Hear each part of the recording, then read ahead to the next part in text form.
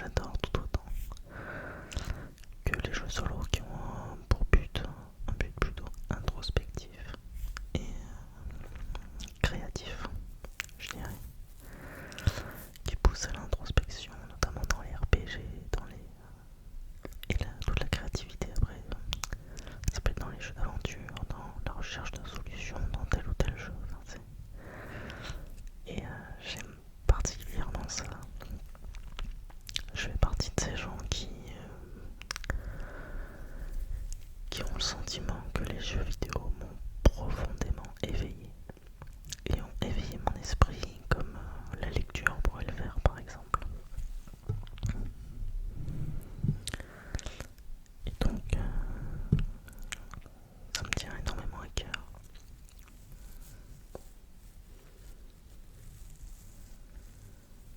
Ça me fait plaisir parce que ça me fait penser à moi quand j'étais petit et que j'étais émerveillé en regardant mes deux grands frères jouer aux jeux vidéo. Ils branchaient une manette, en fait ils me donnaient une manette qui n'était pas branchée pendant que je jouais tous les deux. Ouais, on en était là, ouais. Mais je leur en veux pas, c'est que de l'amour donc. Mais et j'ai des souvenirs très profonds. Et je vous avoue, je suis tellement matrixé que je dirais que mon enfance, j'aurais quelques souvenirs en fait. J'ai des souvenirs de mon enfance et je dirais que le tiers, peut-être même plus de mes souvenirs sont liés aux jeux vidéo et aux jeux vidéo que j'ai joués durant mon enfance, mon adolescence. Et donc cette vidéo va débuter dès maintenant. Je pense que cette introduction vous apporte un peu de contexte, vous aura un petit peu donné déjà quelques pistes sur ma vision en tout cas de cette culture du jeu vidéo. Et donc là c'est un top 7. Je dis bien top 7, mais ils m'ont tous marqué à leur manière, donc ça l'est plus ou moins. Et on ne tarde pas donc à la 7ème position, je place la licence Pokémon. Et plus particulièrement Pokémon Perle sur Nintendo DS.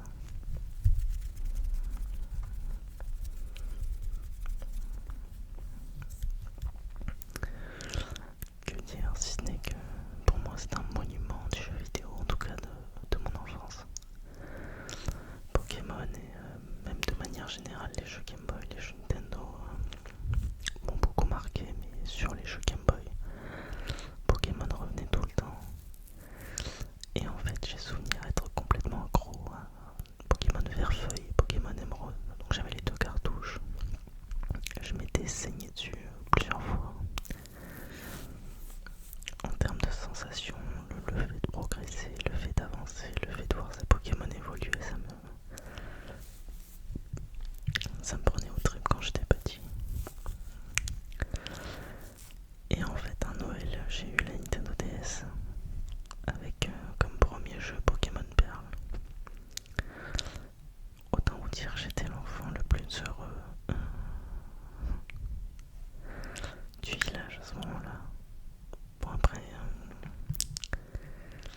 je me souviens que pas mal de mes copains avaient eu la Nintendo DS en même temps aussi, donc parce que c'était vraiment le moment où la Nintendo DS sortait, c'était magique quoi. J'avais la DS Lite et je me souviens avoir culpabilisé parce que j'avais l'impression d'être vraiment gâté par rapport aux autres enfants. Mais la vérité c'est que les autres enfants en fait ont demandé d'autres choses qui coûtaient tout aussi cher, mais j'avais l'impression que la Nintendo DS était un investissement de fou et qu'il n'y avait que la Nintendo DS et ceux qui n'avaient pas Nintendo DS ils étaient malheureux. Enfin, écoutez, quand on est enfant c'est comme ça. Pokémon Perle était incroyable. J'y ai passé des centaines d'heures dessus.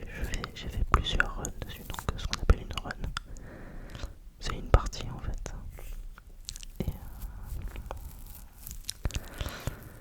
Et je me souviens essayer même de glitcher et tout dans le jeu en fait, parce que j'avais pas les passes pour avoir les gros Pokémon légendaires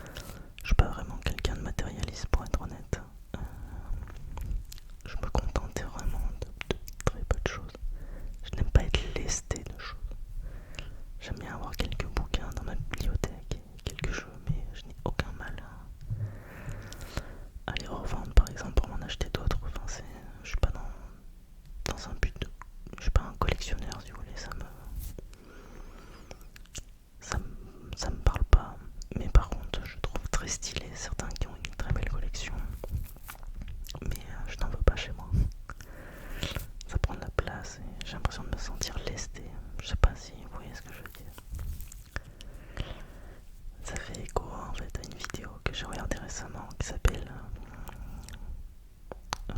c'est une vidéo sur le minimalisme de Andrea ASMR. J'essaierai de vous mettre la vidéo en description, mais je la rejoins sur beaucoup de points en tout cas. Et je suis d'accord avec elle sur pas mal de choses. Et en fait, pour être honnête, je savais même pas que ça avait un terme, c'était un mouvement en fait, le minimalisme. Je l'ai juste ressenti naturellement. Donc, mais du coup, hyper intéressant de mettre des mots dessus, donc super vidéo. 6ème position, je mettrai la licence Uncharted, que je n'ai pas sous la main malheureusement. En revanche, j'ai un jeu des mêmes créateurs d'Uncharted, donc c'est le studio Naughty Dog. Donc ils font des jeux exclusivement sur PlayStation. Ça a changé depuis peu je crois. Et c'est des jeux qui sont absolument incroyables d'un point de vue scénaristique, d'un point de vue de gameplay, de game design. Et Uncharted 3 en particulier sur PS3 m'a profondément marqué parce que j'ai pris une claque monumentale en termes d'aventure. C'était incroyable. Juste pour vous resituer, en fait, on incarne un personnage qui s'appelle Nathan Drake. Et le but c'est de retrouver les traces de son ancêtre qui était chasseur de trésors. Et donc il essaie de retrouver les traces de son ancêtre qui était chasseur de trésors. Et il est persuadé que son ancêtre avait trouvé un trésor. Enfin voilà, c'est beaucoup de choses comme ça. Et à chaque fois il fait face à des organisations qui sont plus puissantes que lui et qui cherchent également le trésor. Donc t'es un peu tout seul contre des méchants qui sont nombreux avec plus de moyens. Mais Nathan est très très doué et très charismatique.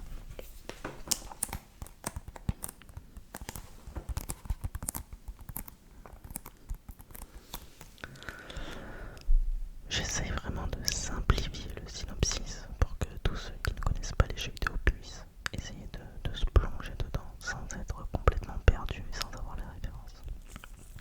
Donc pardonnez-moi pour ceux qui connaissent, pardonnez mes imprécisions. Je suis navré.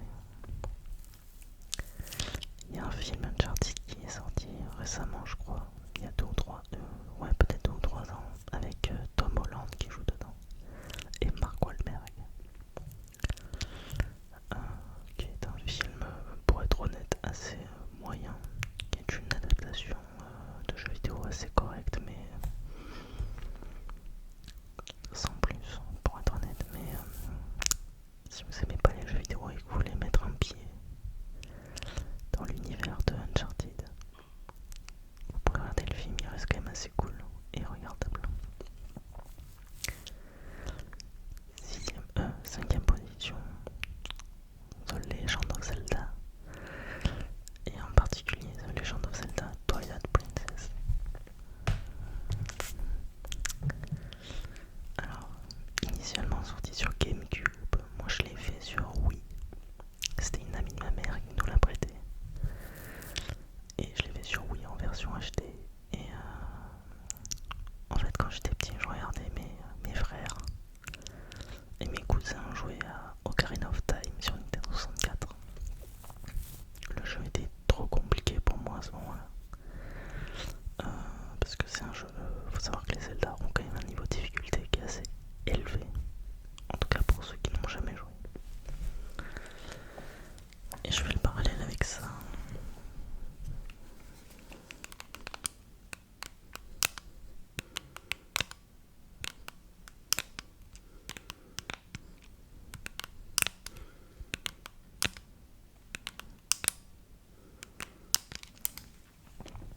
Je fais le parallèle avec ça parce que c'est justement pour ça que j'ai demandé la Switch à mon frère, parce que je suis en train de faire The Legend of Zelda Tears of the Kingdom, et qui est le dernier Zelda sortie. Et j'avais fait Breath of the Wild il y a quelques années, que j'avais adoré également, et j'ai hésité entre mettre Twilight Princess ou Breath of the Wild. Mais Twilight Princess m'a marqué à ce moment-là, a marqué mon adolescence parce que j'étais face à un jeu en fait qui, j'avais l'impression, interagissait avec moi et qui me poussait dans mes retranchements en permanence en termes de créativité, il faut trouver la solution. Et à l'époque, il faut savoir que Twilight Princess, donc je crois que c'est 2006, il n'y a pas beaucoup de RPG, donc de jeux de rôle comme ça, qui sont aussi quali et qui offrent un système de récompense comme ça, quoi, avec un univers aussi riche. J'ai pris une claque monumentale. Et j'ai mis du temps à m'en remettre, pour être honnête.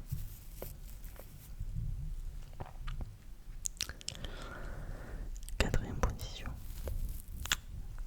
je vais mettre Super Mario 64.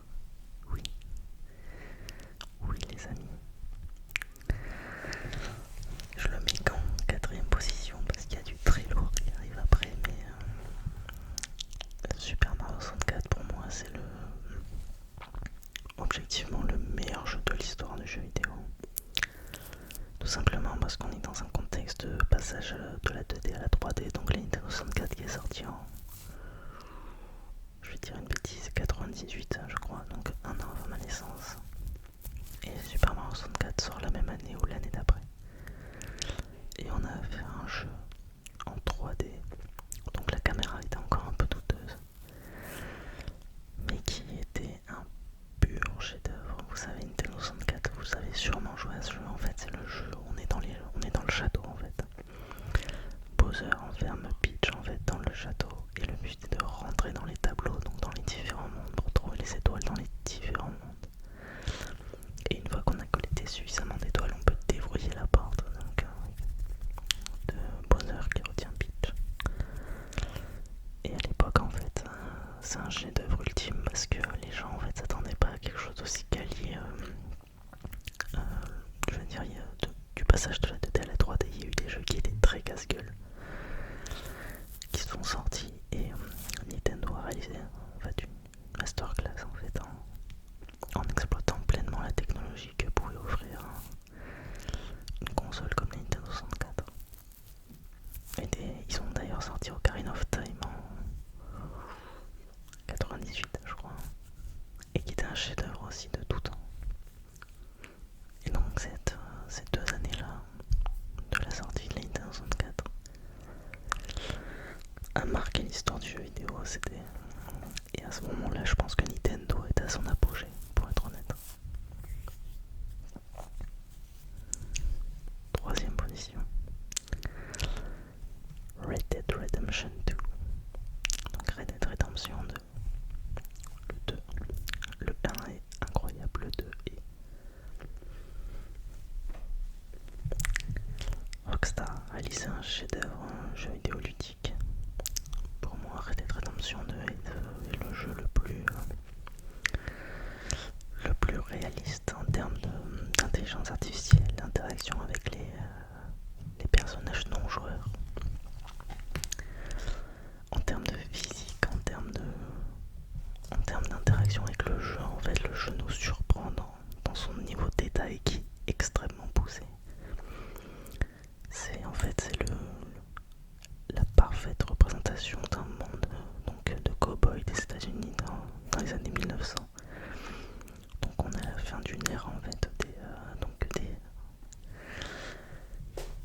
des hors-la-loi, puisqu'on commence à avoir un État qui arrive à contrôler l'ensemble du territoire sans trop de soucis, avec les nouvelles technologies, l'industrialisation du pays, etc.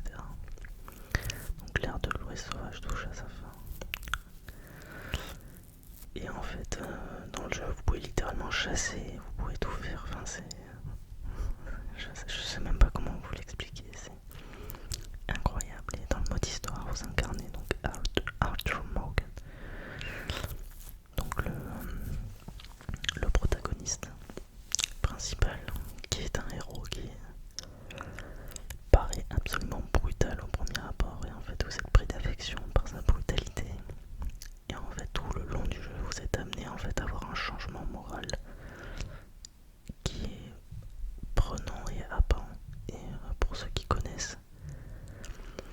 avez sûrement dû voir passer des vidéos sur TikTok ou des vidéos sur Insta, bref.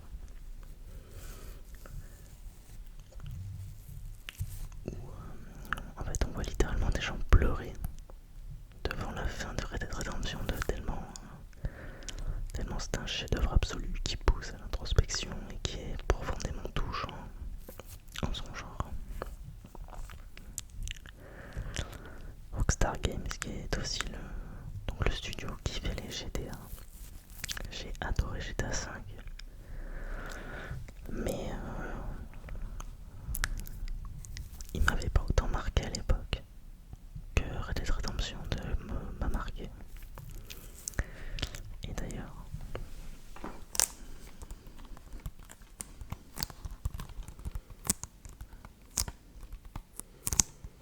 est-ce que vous aimez un peu ce tapping en mode sticky finger? J'essaie d'être assez délicat avec vous.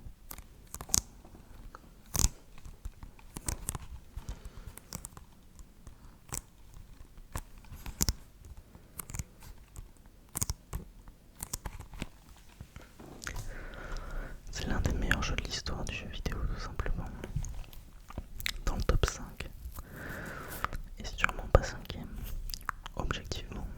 Moi, il est top 3. Mais je suis pris d'affection par ce jeu qui est tout bonnement incroyable.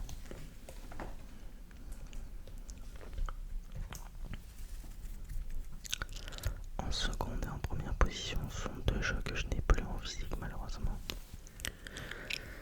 mais que j'ai en dématérialisé sur ma console PS5. Donc ce sont des jeux qui sont plus ou moins récents. En deuxième position, je place The Witcher 3. Que dire si ce n'est que ce jeu vidéo m'a littéralement fait chialer. L'écriture scénaristique est absolument folle. Vous incarnez donc Geralt de Rive qui est un sorceleur, donc un homme à la fois mutant et humain, donc un humain qui a subi des mutations, et donc vous avez certains pouvoirs, certaines aptitudes physiques. Et en fait vous êtes dans un monde ravagé par la guerre et donc qui a subi en fait un croisement entre plusieurs mondes, entre plusieurs multivers. Enfin, c'est assez technique l'univers du jeu, mais en fait du coup des monstres sont apparus dans votre monde et les sorceleurs sont des gens qui sont payés pour se débarrasser des monstres. Mais ça va beaucoup plus loin que ça parce que vous avez toute une histoire absolument folle derrière. Dans The Witcher 3, vous devez retrouver Ciri, qui est votre fille adoptive à travers le monde et qui est poursuivie par ce qu'on appelle la chasse sauvage. Et qui sont des ennemis qui sont extrêmement puissants. Et le jeu de bout en bout, en fait, vous en avez pour 200-300 heures de jeu si vous voulez tout faire à 100%. Ce que moi j'ai fait, évidemment. Parce que je suis un garçon qui est pas du tout excessif, non. Et ouais, c'est le jeu qui m'a le plus marqué parce que c'est un jeu de rôle. Sauf que la particularité de ce jeu, donc contextuellement The Witcher 3 qui est sorti en 2015, à l'époque, voilà, c'est en termes de jeu, bon, on a eu GTA 5 en 2013, c'était pas mal. Après voilà, on sentait que c'était chaud et ils ont sorti The Witcher 3, donc c'est des projets qui sont aussi sortis Cyberpunk 2077 qui est devenu un excellent jeu malgré un démarrage catastrophique. Et donc The Witcher 3,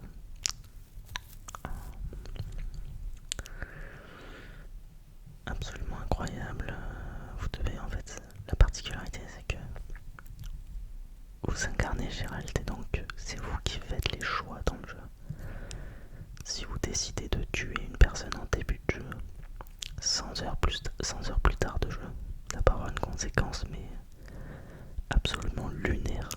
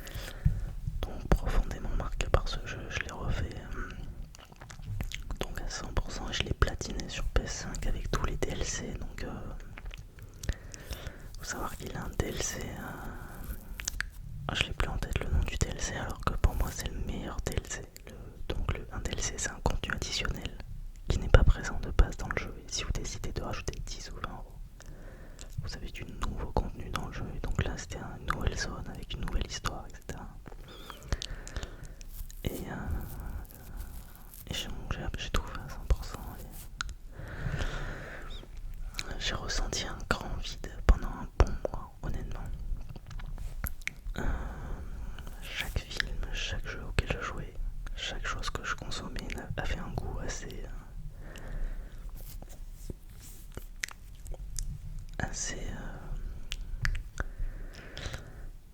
comment dire, en fait tout me paraissait gris après avoir joué à The Witcher 3. J'ai vraiment pris une claque émotionnelle folle. C'est une œuvre qui m'a beaucoup marqué. Et je conseille à tous ceux qui n'ont pas joué à The Witcher 3 à jouer à The Witcher 3 et vraiment plongez-vous dedans, quoi. C'est un jeu qui est relativement exigeant parce que l'univers est très complexe. Il est assez exigeant, mais à l'arrivée vous ne serez pas déçus et vous aurez probablement passé des heures absolument exceptionnelles de votre vie à jouer à quelque chose qui est absolument magique entre vos mains, quoi. En première position, ce n'est nul d'autre que The Elder Scrolls 5 Skyrim. Oui, messieurs. Oui, Skyrim, oui. Malgré énormément de bugs. Donc Skyrim qui a été créé par le studio Bethesda, qui est aussi à l'origine des Fallout. Fallout qui a une série Netflix, une série sur Prime Video qui est très qualitative. Donc l'univers Fallout est au top aussi également, mais The Elder Scrolls 5 Skyrim est pour moi le jeu qui m'a le plus marqué. Non pas que je pense que c'est le jeu le plus qualitatif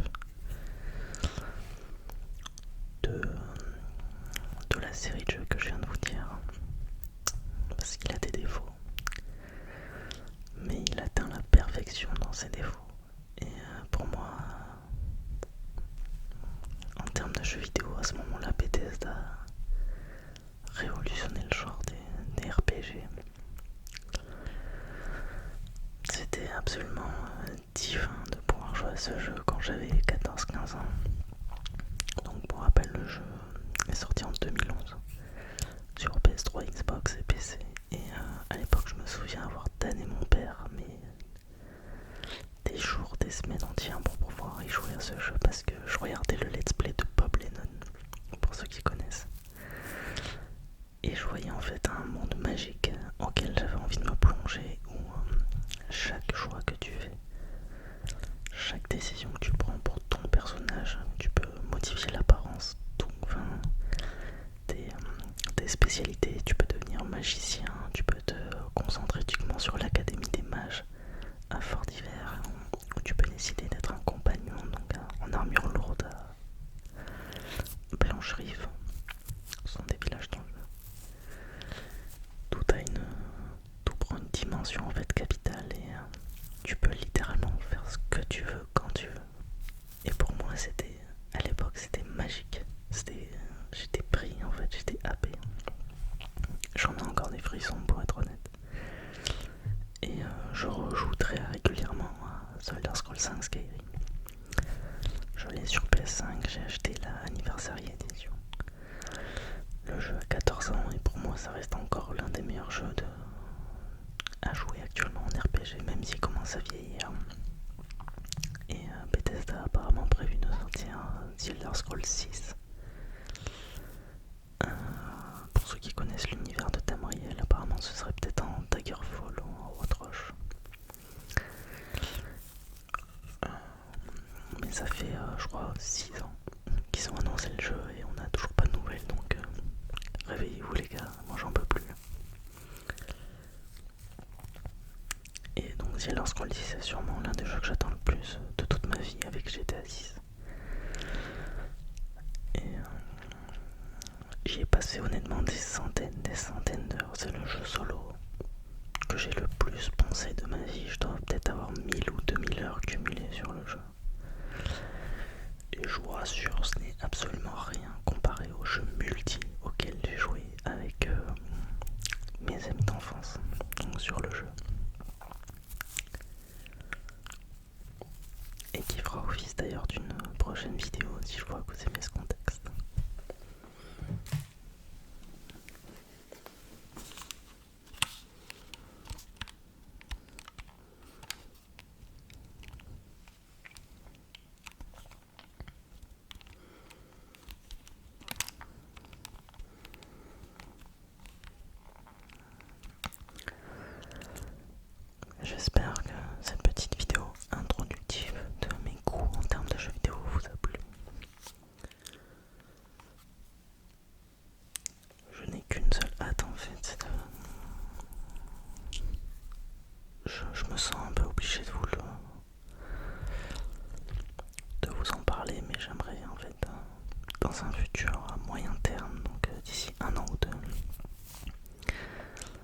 racheter un PC.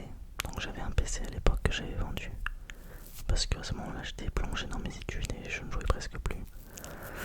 Moi j'étais un énorme PC.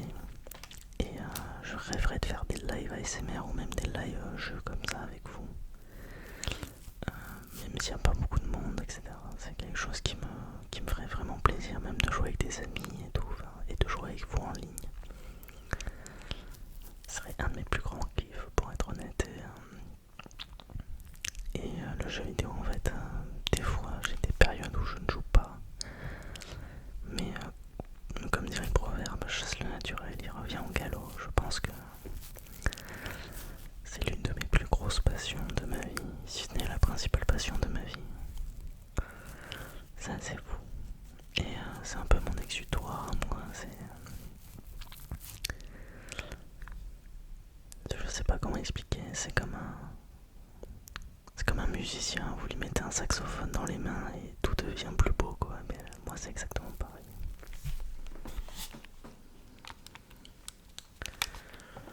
En tout cas, j'espère que ce genre de contenu vous plaît. Je sais que ça parle pas à tout le monde. C'est un contenu qui peut être assez exigeant et les jeux vidéo, soit on aime, soit on n'aime pas, soit on connaît pas. Mais en tout cas, si je vois que ça a d'excellents retours,